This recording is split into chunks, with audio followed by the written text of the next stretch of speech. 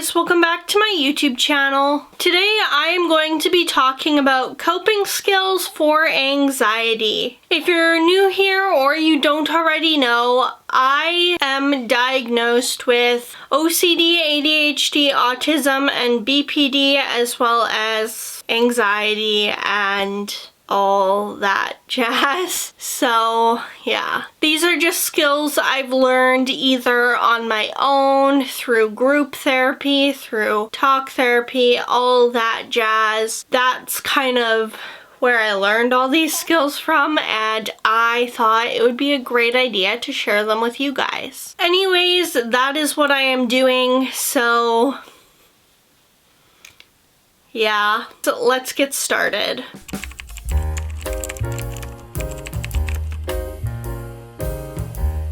The first coping skill I'm going to share is breathing exercises. And breathing exercises are good because you can do them pretty much anywhere. There is breathing exercises, obviously, that are a lot more noticeable that you're doing them. But there are a bunch of breathing exercises you can do without anyone even knowing you're doing them. For example, you could do 4 square breathing, which is like breathe in for 4, hold for 4, breathe out for 4, hold for 4, and repeat. That is the most common breathing exercise people will teach you how to do. You could even just simply take deeper breaths and do that kind of thing. But you can find breathing exercises all over the internet. Pretty much anywhere you can find different breathing exercises to do. Number 2 is something that kind of helps me, which is cleaning and organizing. Personally, I am a person that likes to clean when I am stressed. So that's kind of why it works for me sometimes, is because when I'm stressed, I like to clean. And when I have anxiety, I like to clean. So if you're that kind of person that just has to be moving around and doing something to keep yourself distracted, I would recommend cleaning and organizing just because it keeps you busy, and I don't know why it helps, but it does. Number 3 is mindfulness and meditation. So there is so many different kinds of mindfulness exercises you can do and so many different meditations you could do. You can download apps that have these things on there for you, or you could even do them on your own and search different ways you can do them. If I knew where my DBT book was, I would explain some of them to you, but I don't know where it is. So I find them hard for me to explain just personally. But there is many different kinds of meditations you could do, and there is so many different kinds of mindfulness you could do. Mindfulness is really about being in the moment, and that can sometimes really help. Number 4 is art. So a lot of people, including myself, find distraction really helpful and getting your emotions out. And you can really do that with art. So you could draw, paint, color, make bracelets, things like that. And if you're coloring, drawing, whatever, painting, you could even paint what you're feeling in the moment. And sometimes that can really help. Number 5 is tip skills. So this is something we learned in DBT, and it's really useful for if you are in crisis mode. Tip skills would be temperature, so like shoving your face in a bowl of cold water. Intense exercise, so that could be jogging on the spot for a minute straight, or jumping on a trampoline, or going for a run, dancing, something like that. And the P stands for paced breathing, which is similar to breathing exercises. So just pacing your breathing. But yeah, those are really helpful if you are in crisis because they reset your body's nervous system, and shoving your face in a bowl of cold water works because you're stopping your breathing, and it's an intense cold and it's supposed to lower your heart rate pretty much immediately. And intense exercise can help because you're really moving. And then paced breathing helps because it slows down your breathing. Number 6 is journal. So this is a common thing people will say to do, and it does actually help sometimes. So that's why I'm mentioning it. But you will hear from a lot of people that journaling really does help, and it actually, for a lot of people, it does. So just journal out your thoughts, journal what you're feeling, and sometimes it just helps to get what you're thinking on paper or out of your head. If you're not comfortable talking with someone, it can help, because when you're not comfortable talking to someone, a lot of the time you just keep it in your head and it gets even worse. At least with journaling, you can get it out somewhere and not keep it in your head. Number 7 is taking a nap. So this doesn't always work, like if you're in public or you have somewhere to be. But if you're at home and just experiencing a lot of anxiety, you could just simply take a nap. And sometimes it's easier said than done.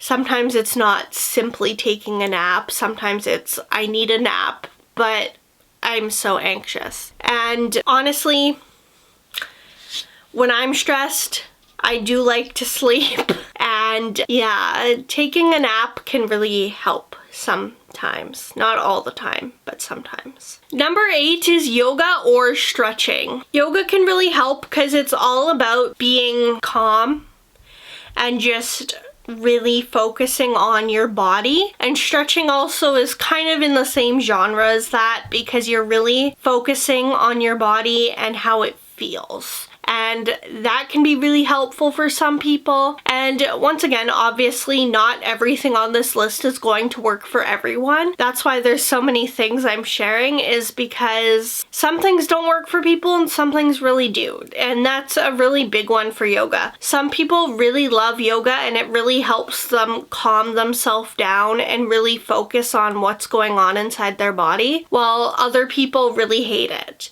And yoga is just one of those ones that either really works for you or really doesn't. Number 9 is grounding exercises. So that could be really focusing on what you're touching. I don't know, I was touching my bed, you can't really see that. But you could really focus on like what you're touching, what you're seeing, what you're smelling, what you're hearing, things like that. That's what grounding really is paying attention to your surroundings. And a common grounding exercise would be like 5 things you can touch, 5 things you can see, that kind of stuff. And I'm sure most people watching this video have heard of that exercise before. And if you haven't, it's basically 5, 4, 3, 2, 1 with your 5 senses. And you can start whichever one that usually they start with what you can see, but some people might find starting with like touch or whatever feels better. But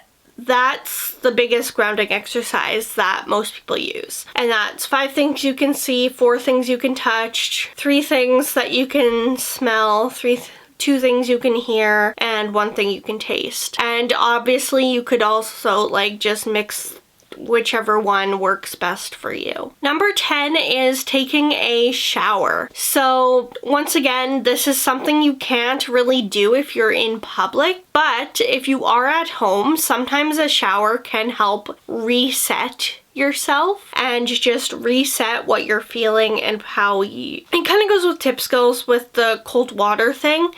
If you are experiencing major change in temperature, that really helps, and you can do that with a shower. So you could have either a really cold shower or a hot shower, and that should theoretically help you and should make you feel a little bit better. Number 11 is taking a timeout, and obviously there is a time and a place for this one. If you are doing something that you can't really take a break from, you can't really use this skill, but most of the time you can take a break. When I was working before I got so bad that I just couldn't anymore, I had a thing with my managers where if I was really struggling, I could take like a 5-minute break and just reset.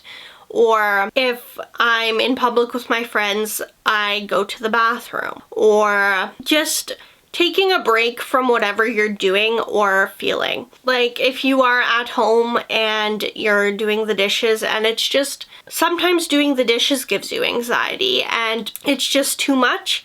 Take a break from doing the dishes, take a 5-minute break, lay down, calm yourself down, and then go back. That's kind of what I'm getting at with this, where you're doing something that causes you a lot of anxiety, take a 5-minute break and then go back to doing it, and hopefully you will feel better. But sometimes, once again, this one sometimes works really well for people and sometimes it really doesn't. Number 12 is word puzzles or puzzles. So, I sound like I'm dying. Anyways, doing word puzzles like Wordle or Weaver, or even just doing regular... Sorry if I'm in a different place, my SD card decided to be full, so I had to go get a different one. But we were talking about puzzles and word puzzles and how those can really help. They really distract your brain, and sometimes just focusing on something else for the time being really does help. Number 13 is to smell something nice. So if you have a candle nearby, a lotion, a perfume, sometimes smelling things, once again, it kind of helps with grounding, is smelling something that you enjoy smelling or tasting, or, you know. I know I've heard people that this really works for them, is keeping something that has a strong smell on them all the time.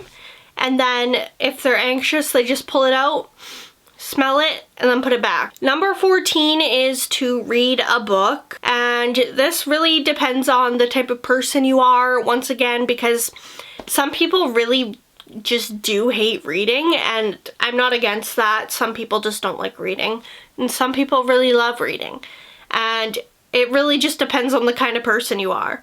But sometimes reading can really help, once again, as a distraction, because you're really focused on something that is creating a movie in your head, as some people would describe it. And it just brings you out of that anxiety and into the story of the book. Number 15 is watching a TV show or a movie. Once again, another distraction skill where you are just fully immersed and being mindful of the movie or TV show, and just completely watch it in mindfulness, where you are present in the moment and fully immersed into the movie or TV show. And I know my mom, she really does this a lot, where when she's really overwhelmed or stressed, she will watch TV or a movie, and it seems to really help her. So that's one of the reasons I included it in here, because I know it really works for her, and maybe it would work for you. Number 16 is to go outside. Obviously in the winter when there's a bunch of snow on the ground, this might not be the best idea, or maybe that makes it better for you because of the temperature change. But if it's nice out, spend maybe 10 minutes outside really focusing on what's around you and take in the moment, and just sit outside 10 minutes, and maybe that really helps you. And once again, with winter and snow being on the ground and -50 where I live, it might not always be an option, but if it is an option, there you go. In the winter, maybe even just stepping outside for a few seconds if it's like -50 where you are. So just step outside for a few seconds, maybe touch the snow, lay in the snow, that kind of thing. That can also really help just because of the temperature. But if it's -50, I don't recommend sitting outside for 10 minutes. Obviously, take into consideration of what the weather is and how long you should be out there. If it's really hot or really cold, don't stay out there a whole long time.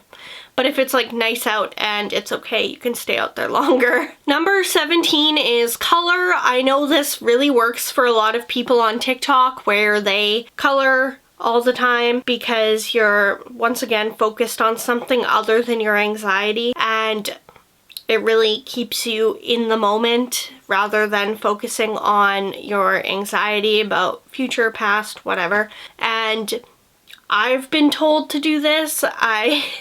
Personally, I'm not a big fan of coloring. I like to draw more than color. I do know this works really well for some people. Number 18 goes along with exercise. It's walk or run. You don't have to run. You can just go for maybe like a 5-minute walk. Sometimes that really helps people reset their mind. And if you want to run, you can run. It's probably better to run because it's intense exercise. But if you're not very inclined in the whole running thing, you could even just go for a short walk. Honestly, I'm not the kind of person that really would be inclined to go for a run when I'm anxious. I don't know, that's just me. I'd rather go to dance. But some people might really want to run. Maybe they do track, maybe, you know. And some people might want to walk, and there's nothing wrong with that. Walking is great for your mental health. Number 19 is fidget toys. So this really, I find it very helpful in my own opinion. I love fidget toys, and you can bring really quiet ones in public and you can use the loud ones at home.